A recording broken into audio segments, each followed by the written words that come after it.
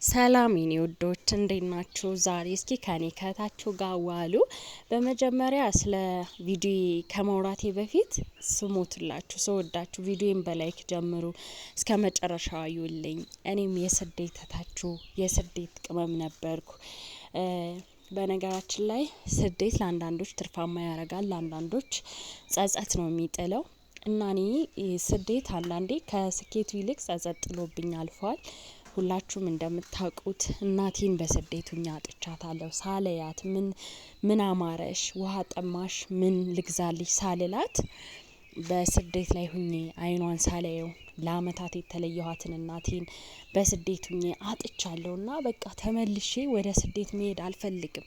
ስደት አንዴ ሪስክ አስወስዶኛል። በቃ እናቴን ሳላያት በመቅረቴ ስደት ለኔ እንዳንድ ችግር ነው ማየውና ለሌሎች ደግሞ ውጤታማ ያደርጋል። ለሁሉም ነገር ግን ፈጣሪ የተመሰገነ ይሁን።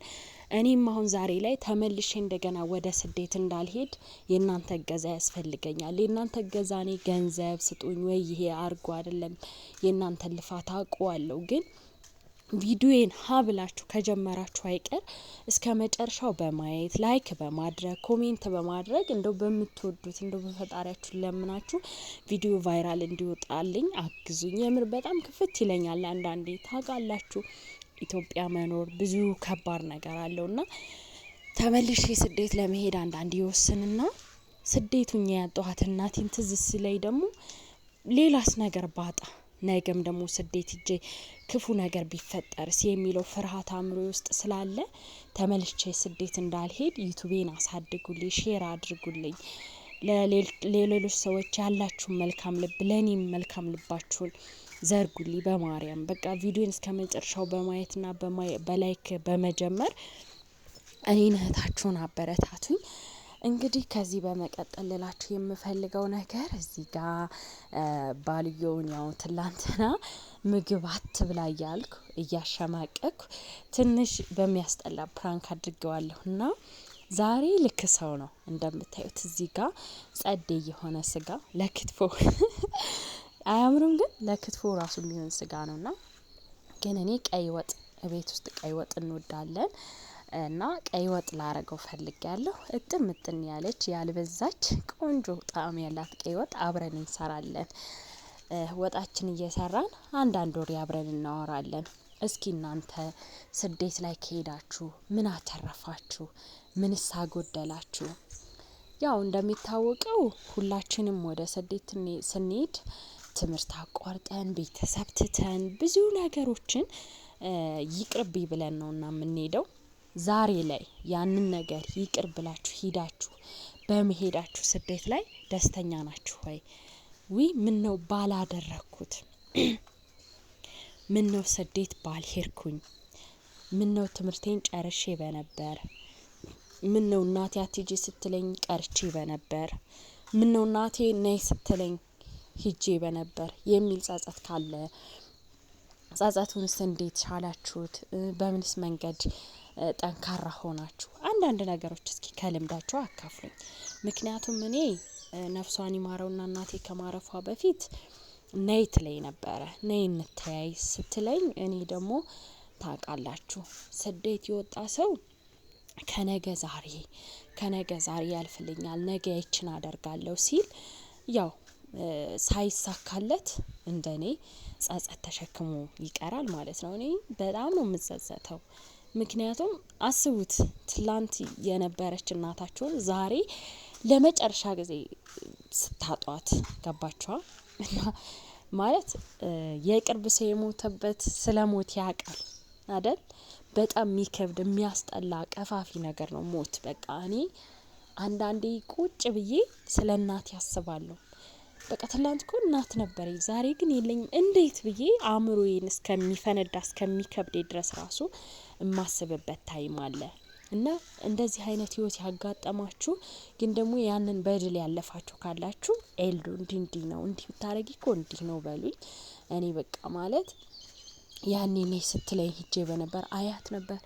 እስቲል ነው እናቴ ሕክምና ደሴ ሆስፒታል እያደረገች ነበርና በ15 ቀን በሽታ ነው እናቴ ህይወቷ ያለፈውና ታውቃላችሁ ቤተሰቦቼ ብኖር ኑሮ እኮ ጸበል ወስጃት ይሻላት ነበር ሕክምና ባትሄድ። ምክንያቱም እህቴ ወንድሞቼ የነገሩኝ አሟሟቷን ልክ ምሳ እየበሉ አርብ ምሳ እየበሉ በዛች በ5 ደቂቃ ውስጥ ላበት አላባትና በዛው ህይወቷ አለፈ ነው ያሉኝና የሕክምና ስህተት ይሆን እናቴን ያሳጣኝ እስከ ማለት በቃ ራሴ ጋር አሁን ድረስ እንግዲህ እናቴ አሁን ግንቦት 16 ቢመጣ 6 አመቷ ነው ማለት ነው ካረፈች። ግን ለኔ ጸጸቱ አሁን ድረስ በቃ ብቻዬን ሰውንማ ተው ብቻ ግን እግዚአብሔር አጽናኝ ነው። በርግጥ አዶንዬን ሰጥቶኛል፣ ጥሩ ባል ሰጥቶኛል። እሱ ነገር ስላለ ትንሽ እየተጽናናው ነው። ይው እንደዚህ ነው መጽናና። ያያችሁ ነው የኔን ጎረምሳ ቁጭ ብሎ እዚህ ጋር ማሚዬ ምናምን እያለ በቃ እየሳመኝ ምግብ እየሰራው ነበር። እዚህ ጋር ቁሌታችን ደርሷል። አዎ የኔ አባት እንደገና እዚህ ጋር አሁን በቃ ቲማቲም ልክ በርበሬያችንና ሽንኩርታችን ከተቀላቀለ በኋላ ቲማቲማችንን እንጨምራል። ቲማቲም አብዛኛው ሰው ቀይ ወጥ ምናምን ሲሰራ አይጨምርም። እሱ ምክንያቱ ምንድነው? ሲቆይ እጅ ይላል ወይ ደግሞ እንደ ኮረፋት ነገር ያመጣል ብሎ ነው። እኔ ግን በደንብ ስለማሸው ከበርበሬ ጋር ቁሌት ወጥን የሚያጣፍጠው ቅመም ብቻ አይደለም። በነገራችን ላይ የሀገር ቅመም ጨምራችሁ ወዳው ቁሌቱን በሰከንድ ውስጥ በ2 ደቂቃ በ5 ደቂቃ በ10 ደቂቃ የምታወጡት ከሆነ ጣዕሙ በጣም ነው የሚያስጠላው። ሶ ምንድነው ቁሌቱን በደንብ መታሸት አለበት። በደንብ በቃ ከ1 ሰዓት በላይ በደንብ ስታሹት የቲማቲሙን ጣዕም ይጠፋል።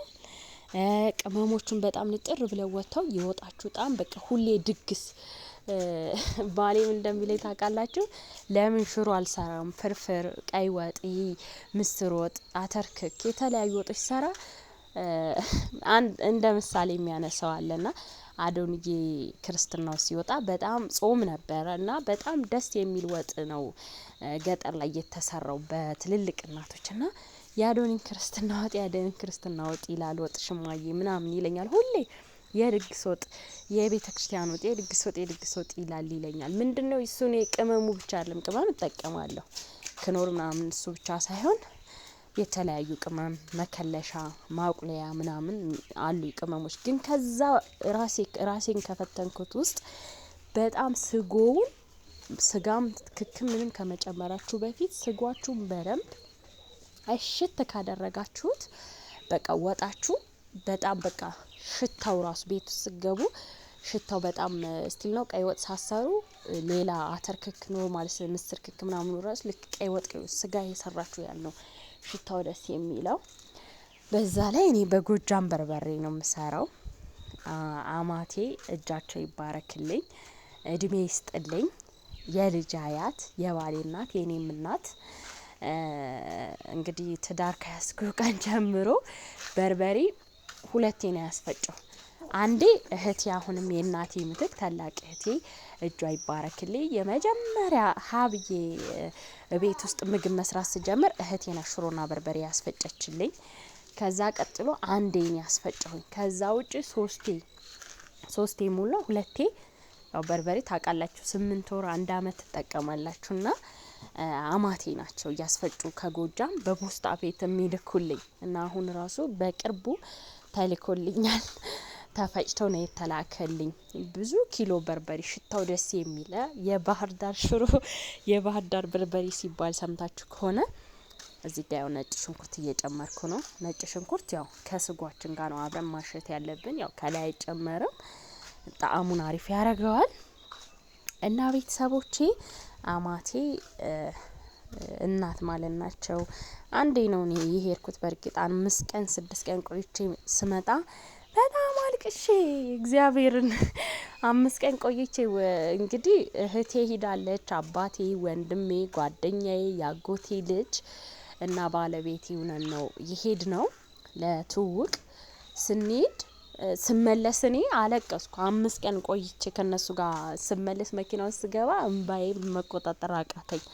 ከዛ በኋላ ባለው ነባራዊ ሁኔታ ያለው ነገር ትራንስፖርቱ ሁሉ ነገር ታውቃላችሁ አመቺ ስላልሆነ አልሄድንም። በስልክ ነው የምናወራ። ግን ያኔ ትዝታ ስላለብኝ ስላየኋቸው በስስት ነው የሚያሁን እና ምርጥ አማት አሉኝ እግዚአብሔር ይመስገን። አስቡት በተወደደ ቅመም በተወደደ በርበሬ ጉልበት ደግሞ ጎጃም ላይ እናቶች በጣም ታታሪ ናቸው ስላችሁ ሁሉም ቦታ እናቶች ታታሪ ናቸው። ግን ወደ ጎጃሙ አሁን እኛ ጋር ወሎ ሳይ ብዙ እናቶች የዱር ስራ አንሰራም አይደለ የቤት ውስጥ ማዘጋጀት ምናምን ነው እንጂ ወደዛ ግን በጣም ያርማሉ ይኮተኩታሉ። ከዛ ጊዜያቸው አሻምተው ቆንጆ በርበሬ አስፈጭተው ልከውልኛል። ይሄ ስጎ የቆንጆ በርበሬ ውጤት ነው እንደዚህ ስጎ ከለሩ የሚያምረው ማለት ነው። ሰው ቤተሰቦቼ ስጓችን እዚህ ጋር እየደረሰ ነው። ከዛ ባልዮ ሲመጣ እየተጎራረስን እንበለዋለን። ወሬ እንዳላበዛባችሁ እና ያው ላይኳን ደግሞ እንዳትረሷት።